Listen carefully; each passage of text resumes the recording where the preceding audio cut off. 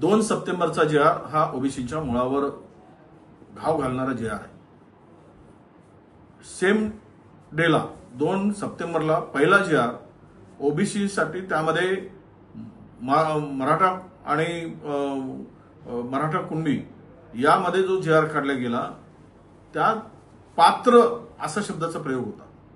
नंतर मात्र त्याच दिवशी अर्धा एक तासाने जी आर काढून पात्र हा शब्द वगळून म्हणजेच सरसकट याचा अर्थ त्या जी आरचा निघतो आणि त्यामध्ये प्रचंड मोठा नुकसान ओबीसी समाजाचं होईल अशी सगळी लोकभावना ओबीसी समाजाच्या नेत्यांची आहे। यासाठीच मी सर्व महाराष्ट्रातील ओबीसी नेत्यांना आवाहन करू इच्छितो आणि विनंती करतोय की 8 तारखेला आम्ही यशवंतराव चव्हाण सभागृहामध्ये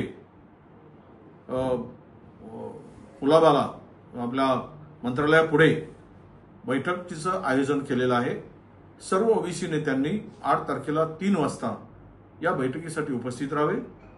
हा ओबीसी समाजाचं नुकसान होणारं जर हे काम सरकारच्या माध्यमातून होत असेल तर त्याला आपल्याला लढावं लागेल आणि आपल्या हक्काचं संरक्षण करावं लागेल।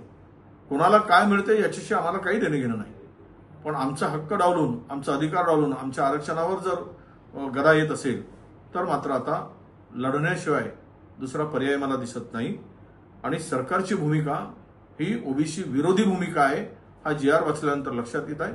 त्यामुळे पुनश्च एकदा मी सर्व ओबीसी बांधवांना विनंती करतोय की 8 तारखेला 3 वाजता होणाऱ्या बैठकीमध्ये यशवंतराव चव्हाण सभागृहामध्ये आपण उपस्थित राहावे अशी नम्रपणे आपल्याला विनंती आहे।